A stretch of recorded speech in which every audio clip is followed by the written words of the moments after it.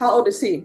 He's 25. He's 25. I guarantee you he doesn't want to be saddled down with 2 children. And you're riding up and down the street with this person while your 3-year-old and your other child who's younger than the 3-year-old are at home starving, don't have anything to drink or any food. Did you have food that day? I have food, yes. Did you drink that day? Yes, so did They didn't. Because guess what?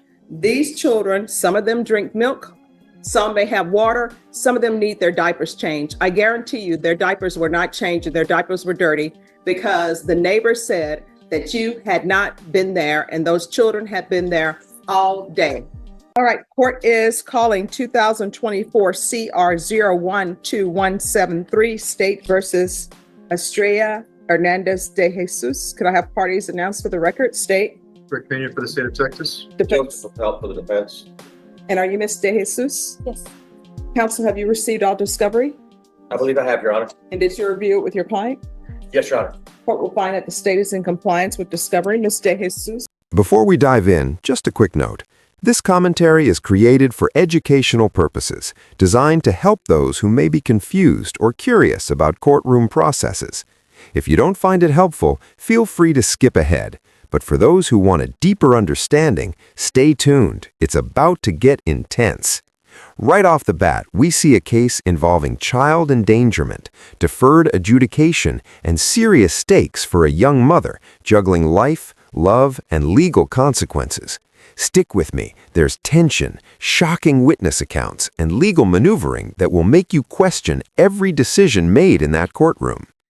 Did you review the application for deferred adjudication or community supervision with your attorney? And did you understand it? Yes. Did you review the true bill of indictment with your attorney? Did you understand it? Counsel, do you waive the reading of the indictment? We do.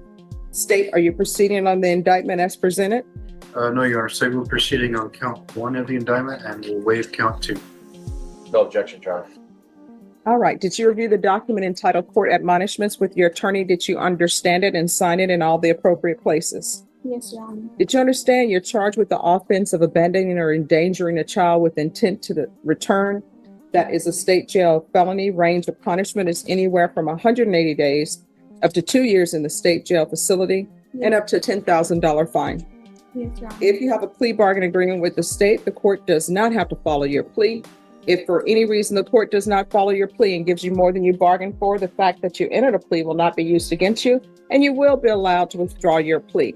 You have a right to jury trial, a right for you or your attorney to cross-examine and confront any witnesses. The state would call in the right to remain silent. Did you understand by entering this plea you were giving up those rights? Yes. And did you intend to give up those rights and enter into a plea in this case? Yes. Did you understand if the court were to grant your application for deferred adjudication, if for any reason your deferred adjudication were revoked, the court could find you guilty and sentence you up to 2 years in the state jail facility and up to a $10,000 fine? Yes, Your Honor. Counsel, has your client been able to provide you with any defenses? Yes, she has. Do you believe she has a rational as well as a factual understanding of the charges against her? She is, Your Honor. Do you believe she's currently competent and was legally sane at the time of the offense? I believe so. Has anyone threatened you, coerced you, or placed you in fear to get you to enter this plea? No, Your Honor. Anyone promised you anything other than the plea? No. Are you satisfied with the way you've been represented? Yes. Are you a U.S. citizen? Yes. Court will find that defendant has knowingly and voluntarily waived her right to jury trial. Did you review the plea bargain page with your attorney? Did you understand it? Yes, Your Honor. According to the plea, the state is proceeding on count 1. There's a $1,500 fine. State recommends deferred adjudication in the parenting class. Did you understand that to be the plea? Yes, Your Honor. Defense? Yes, Judge. State? That is the plea, Your Honor. Did you review the waiver of appeal paragraph with your attorney? Did you understand it and sign it in both places? Yes, Your Honor. By signing that you're waiving your right to appeal, the only items that can be appealed are written pretrial motions that have been filed, heard, and ruled upon by the court. Did you understand? Yes, Your Honor. Counsel, are there any such motions? There are none, Your Honor. Outside the agreement, the state is requesting that your community supervision be for a term of 3 years, 150 hours of community service restitution, no contact with the complainants, the MRT, staff evaluation, and follow all recommendations. Did you understand those were recommendations from the state and the court does not have to follow those recommendations? Yes. Then to the offenses charged in count 1, how do you plead? Guilty, not guilty, or no contest? Guilty. State any evidence. Yes, Your Honor. At this time, state offers into evidence states Exhibit 1 with all attachments. No objections from defense, Your Honor. Okay, state you may be excused. Thank you, Your Honor. Did you review the waiver and consent to stipulations with your attorney? Did you understand it and sign it in all the appropriate places? Yes, Your Honor. Again, did you understand you have a right to jury trial, a right for you or your attorney to cross-examine and confront any witnesses the state will call and the right to remain silent? Yes. Did you understand that today the state will be presenting evidence in the form of witnesses' statements and police reports, but most importantly, there'll be no live testimony? Did you understand? Yes. Court will find that defendant has knowingly and voluntarily waived and consented to stipulation of testimony and stipulations. Court will accept into evidence States Exhibits 1 and attachments that will review the same. Right, after reviewing States Exhibits 1 and attachments, the court will find there is sufficient evidence to find you guilty. The court will defer finding of guilt as you've applied for deferred adjudication. Are we proceeding with sentencing? With your permission, Judge, we would respectfully request to waive the PSI. Anything you wish to say on behalf of your client? If it pleases the court, first of all, regarding the $1,500 fine, we would ask the court to probate at least a portion, if not I all will of it. probate the fine. She is 22 years old, and she does have these two young children. She is not receiving child support currently. Currently, she's been incarcerated for several months. The children have been placed by CPS with her aunt, Maribel Villegas. And as soon as she gets out, CPS has recommended some programs for her to do some services, which she has informed me that she is ready, willing, and more than willing and able to perform. So we've just addressed the recommendation by the DA of no contact with the two complainants, which are her children. She would like to have at least no harmful and injurious contact or possibly some supervised contact, whatever CPS recommends based on her progress with respect to their plan that they have. She does have a plan for employment once she gets out. That'd be to immediately get with some temporary services and agencies until she can find steady, regular employment. Her last such employment was with Toyota 2 years ago. She had to leave that job because of the commitments she had with these two young children. She was unable to be at work all the time because she didn't have sufficient sitters for the children. Her aunt has stepped up, and that's who should be relying on once she gets out, Judge. All right. So here's my question for you. Why were you not at home with your children on this day? So what happened was I had a friend, she came to the house and she lived on the next block. She was going through it with her boyfriend. She wanted me to go help her pack her bag. She was scared that he was gonna hit her. So it was supposed to be a quick So thing. here's my question. What were you planning on doing if her boyfriend were to show up? Well, he was there, so she was scared. She was scared that he was gonna break everything in the house and hurt her. So I was trying to help her. Like she So felt how you safe. helped her was you left let me make sure my math is right. The offense date is 2024. Help you out, Your Honor. The children were 3 years old and 1 year old at the time. So you decided, let me go help my friend with her crazy boyfriend and leave children alone who can't even take care of themselves in a house by themselves. And it wasn't just for 2 minutes, because the child who could talk said that they were thirsty and hungry. Here's where it gets tense.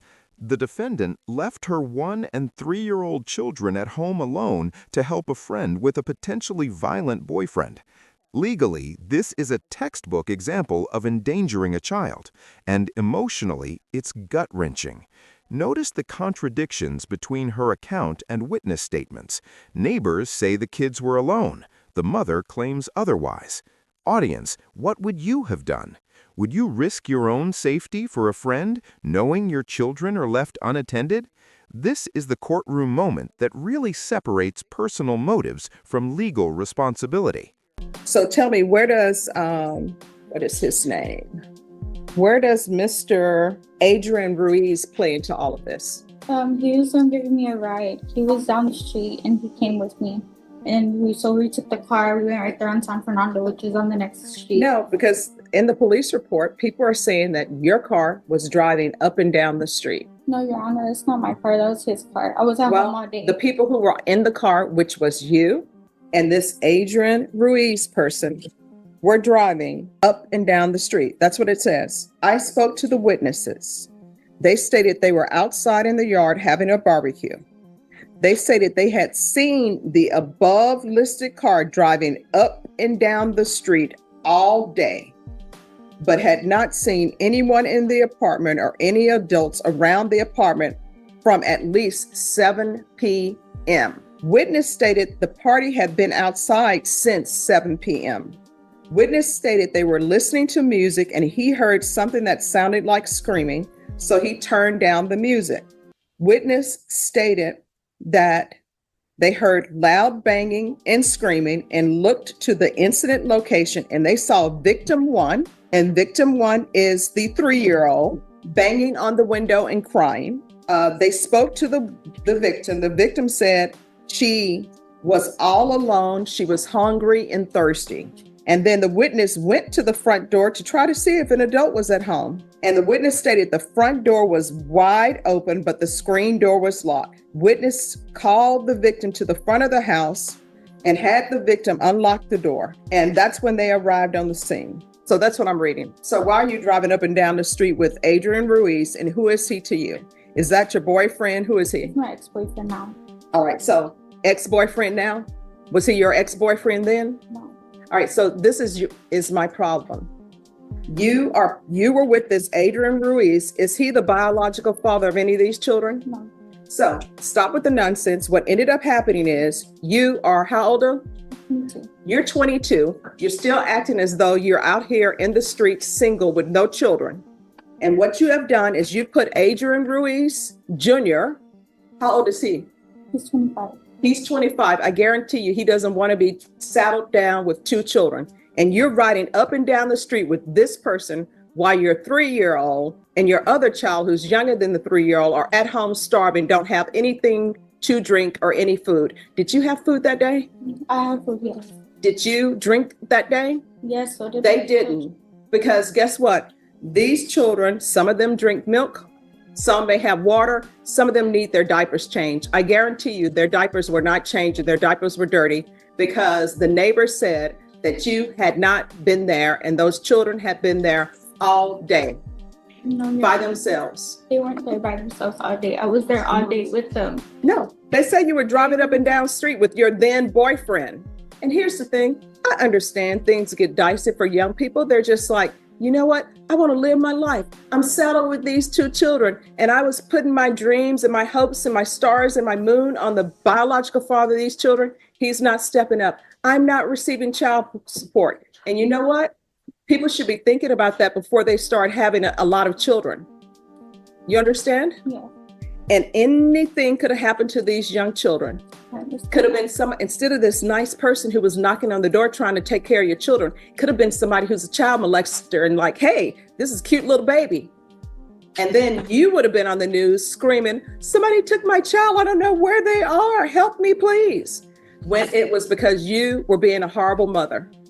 You understand? I understand that.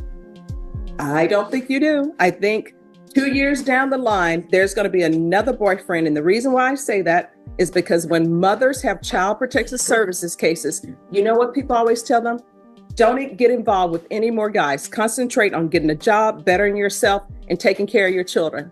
And you know what always happened? During the middle of CPS, when children are being returned, next thing you know, mother has a new boyfriend, somebody from prison that, oh, he's changed. He's a great guy.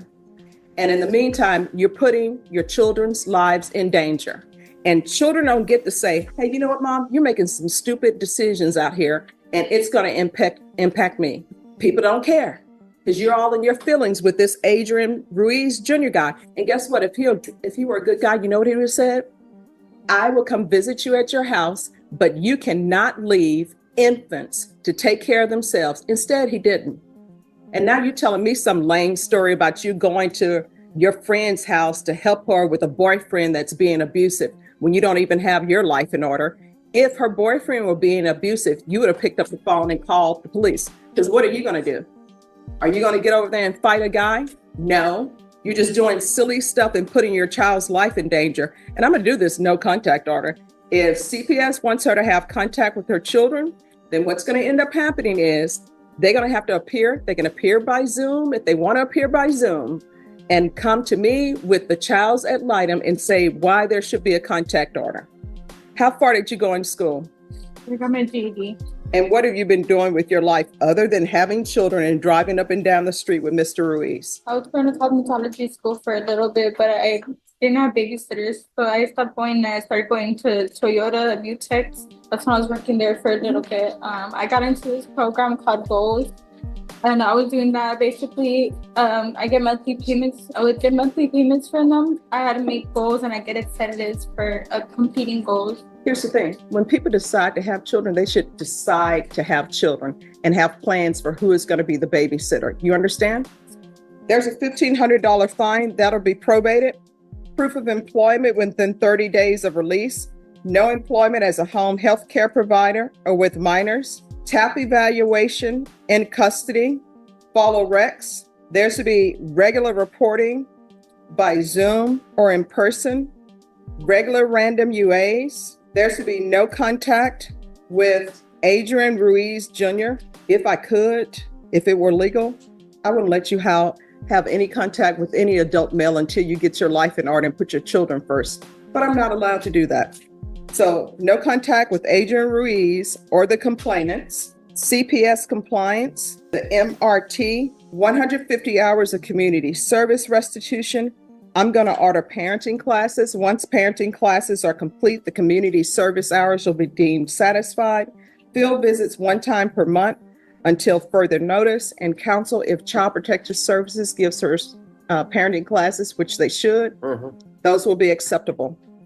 And it will be 4 years deferred adjudication. Probation, is there anything else? No, Judge. Is there anything else you need from the court to be successful?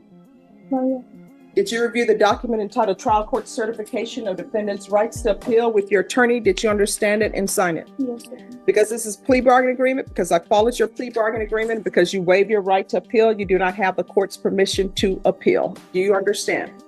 To wrap up, the court sentenced the defendant to 4 years of deferred adjudication, including parenting classes, community service, restitution, and strict no-contact orders. The judge emphasized prioritizing the children's safety over adult relationships, and the plea agreement ensures she cannot appeal this ruling. The key takeaway?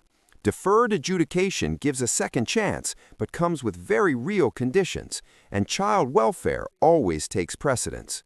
If you found this case as shocking as we did, make sure to hit that like button, share your thoughts in the comments, and don't forget to subscribe for more jaw-dropping courtroom breakdowns. All right, we can go off the record. Here's the thing with CPS cases. If you're not going to put your children first, just let them know